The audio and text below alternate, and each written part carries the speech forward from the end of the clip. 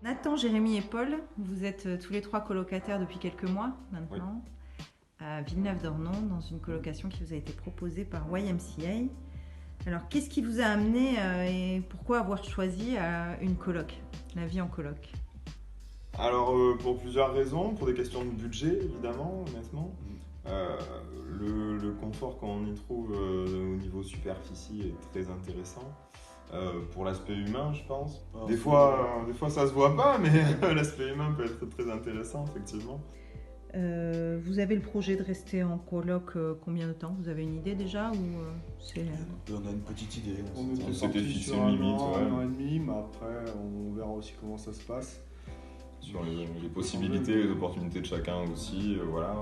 Rien n'est fermé, mais effectivement, oui, on s'était donné un premier objectif. Et puis...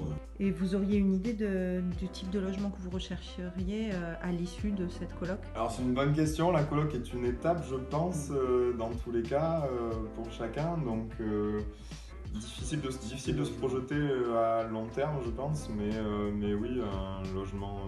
Du coup, vous voulez dire à plusieurs, seul, c'est ça? Oui, voilà, je pense que du coup, achat, location, est-ce que vous avez déjà une idée du projet suivant, quoi? Je pense que pour moi, l'achat, L'achat serait pas mal.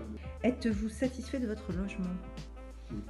on est globalement satisfait, Franchement, ça va. On est globalement satisfait. On a un salon qui est assez ouvert, la cuisine du coup qui est bien ouverte. T'es au courant de la cuisine, toi? Qu'est-ce qui se passe?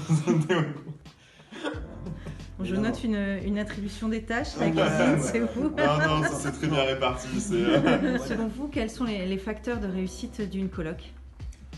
Les facteurs de réussite d'une coloc, c'est une très bonne question, je pense. Il y a pas mal de choses. Alors l'entente ou la communication. Nous, ça va, on se connaît déjà de base, donc c'est plus simple, mais on aura peur de dire certaines choses, par peur de blesser l'autre ou qu'il le prenne mal, des choses comme ça. Et ça peut être à force, à terme, ça peut vraiment être gênant. Ouais. Nous, on a un peu moins ce problème parce que on se connaît déjà depuis un peu plus longtemps, donc on se gêne pas poser les choses. On se gêne pas trop, voilà, pour se dire les choses comme on dit. Je pense que de par l'éducation, de par les habitudes de chacun au quotidien, il y a des petites manies qui ressortent et qui peuvent agacer l'autre, qui peuvent, pour des tout petits détails. Et je pense que c'est l'accumulation de petits détails qui peut faire une différence. Mais on n'a pas les mêmes rythmes de vie, mais on partage vraiment l'espace. On fait attention, je pense, à chacun. On arrive à garder un respect de l'autre et c'est le plus important aussi. On commence à travailler dans un bon équilibre. Commence à être pas mal. Au début, on avait des petits déséquilibres. Affaire à suivre, mais... On passera les détails, mais voilà.